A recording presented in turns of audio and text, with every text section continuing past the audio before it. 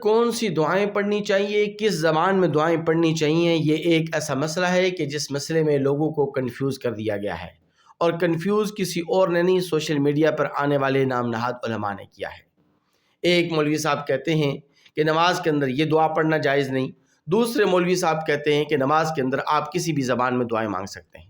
پہلے آپ ذرا ان مولوی صاحب کو سنیے جنہوں نے نماز کے اندر قعدہ اخیرہ میں درود شریف کے بعد جو دعا پڑھی جاتی ہے رب اجعلنی مقیم الصلاۃ ومن ذریتی، اس دعا کے پڑھنے کو وہ ناجائز قرار دے رہے ہیں۔ پہلے سنیے مولوی صاحب کہتے ہیں مسلاتی و من ذریتی، یہ دعا رسول اللہ صلی اللہ علیہ وسلم نے پوری زندگی نماز میں نہیں پڑھی۔ پوری ذمہ داری سے کہہ رہا ہوں یہ نماز کی دعا نہیں ہے۔ لائیے کوئی عالم، لائیے بٹھائیے میرے سامنے، زہر کا پیالہ پی لیں گے، نبی کریم صلی اللہ علیہ وسلم سے اس کا ثبوت نہیں دے سکیں گے کہ نبی صلی اللہ علیہ وسلم نے نماز میں یہ دعا پڑھی ہو۔ ہم نے بھی بچپن میں یہی پڑھی تھی، لیکن جب دین پڑھا تو پتا چلا کہ یہ نماز کی دعا ہے ہی نہیں۔ آن دا ریکارڈ بات کر رہے ہیں آپ؟ میں کیمرہ کے سامنے بیٹھ کے بات کر رہا ہوں۔ ایک جو ہے وہ اللہ اکبر کہنے جب پڑھا جاتا ہے، تشہد پڑھا جاتا ہے، تو اس کے اندر دعاؤں کا اہتمام نہیں کیا جاتا، صرف ایک دعا پڑھی جاتی ہے درود شریف کے بعد، رب اجعلنی مقیم الصلاۃ ومن ذریتی ربنا وتقبل دعا ربنا اغفر لی ولوالدی وللمؤمنین یوم یقوم الحساب۔ حالانکہ میاں ارسلان صاحب پوری ذمہ داری سے کہہ رہا ہوں یہ نماز کی دعا نہیں ہے۔ علامہ صاحب ہم تو جب سے پیدا ہوئے ہیں ہمیں تو یہی دعا پڑھائی گی۔ ہم نے بھی بچپن میں یہی پڑھی تھی، لیکن جب دین پڑھا تو پتا چلا کہ یہ نماز کی دعا ہے ہی۔ دیکھیے بات یہ ہے کہ نماز کے اندر قعدہ اخیرہ میں درود شریف کے بعد کوئی دعا بھی مخصوص نہیں ہے۔ جتنی دعائیں بھی قرآن اور حدیث کے اندر آئی ہیں ان تمام دعاؤں کا پڑھنا ثابت ہے، جائز ہے، اور کوئی بھی دعا مخصوص نہیں، متعین نہیں ہے کہ یہی دعا ہی پڑھنا لازمی ہے۔ اور دوسری بات، ایک اصول اور ایک قاعدہ اور ایک ضابطہ آپ نے یاد رکھنا ہے، اور وہ قاعدہ اور وہ ضابطہ یہ ہے کہ نماز کے اندر دعائیں پڑھنے کی دو شرائط ہیں۔ پہلی شرط یہ ہے، یعنی جواز کی پہلی شرط یہ ہے کہ یہ ایسی دعا نماز کے اندر پڑھی جائے کہ جو کلام الناس کے مشابہ نہ ہو، کلام الناس کے مشابہ نہ ہو، لوگوں کے کلام کے مشابہ نہ ہو۔ دوسری شرط یہ ہے کہ نماز کے اندر آپ صرف اور صرف عربی زبان میں ہی دعا مانگ سکتے ہیں۔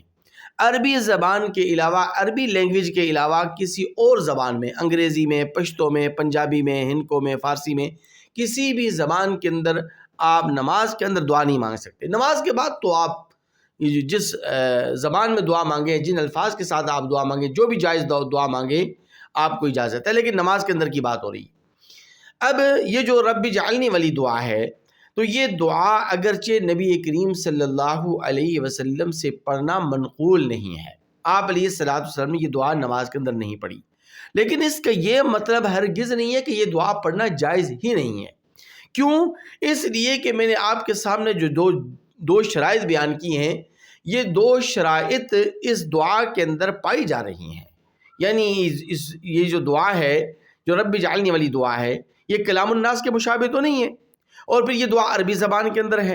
اور تیسری اور اہم ترین بات یہ ہے کہ اس دعا کے اندر استغفار موجود ہے، اور نبی کریم صلی اللہ علیہ وسلم نے احادیث مبارکہ کے اندر نماز کے آخر میں استغفار کی ترغیب ارشاد فرمائی ہے۔ آپ علیہ الصلوۃ والسلام نے استغفار کی ترغیب ارشاد فرمائی ہے، اور پھر یہ دعا قرآن کے الفاظ کے اندر ہے، اور نبی کریم صلی اللہ علیہ وسلم نے نماز کے اندر اس دعا کو جائز قرار دیا ہے، اور ابراہیم علیہ الصلوۃ والسلام نے یہ دعا مانگی ہے، تو ابراہیم علیہ الصلوۃ والسلام کی یہ دعا ہے رب اجعلنی مقیم الصلاۃ ومن ذریتی والی دعا۔ تو اس اعتبار سے اس دعا کے پڑھنے میں کوئی حرج، کوئی قباحت نہیں ہے۔ تمام فقہاء کرام کا اس بات پر اتفاق ہے کہ رب اجعلنی والی دعا پڑھنا یہ مستحب ہے۔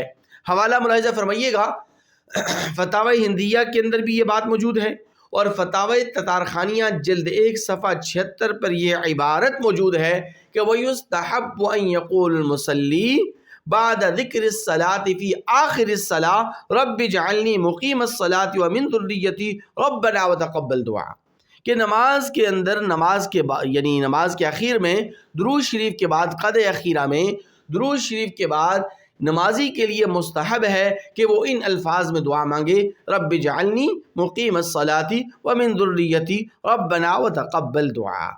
اس لیے یہ جو مولوی صاحب جو بات کر رہے ہیں کہ رب اجعلنی والی دعا یہ ثابت نہیں ہے، یہ پڑھنا جائز نہیں ہے، یہ بات بالکل غلط ہے۔ رہی بات مولانا اسحاق رحمۃ اللہ علیہ کی، مولا اسحاق رحمۃ اللہ علیہ کو آپ جانتے ہیں، ان کی ویڈیوز آپ کو سوشل میڈیا پر اور یوٹیوب پر بھی مل جائیں گی۔ انہوں نے ایک ویڈیو میں یہ بات کہی ہے کہ نماز کے اندر سجدے کی حالت میں آپ کسی بھی زبان کے اندر دعا مانگیں تو دعا آپ مانگ سکتے ہیں۔ یہ بات بھی غلط ہے۔ نماز کے اندر صرف اور صرف عربی زبان کے علاوہ کسی اور زبان میں دعا مانگنا جائز نہیں ہے۔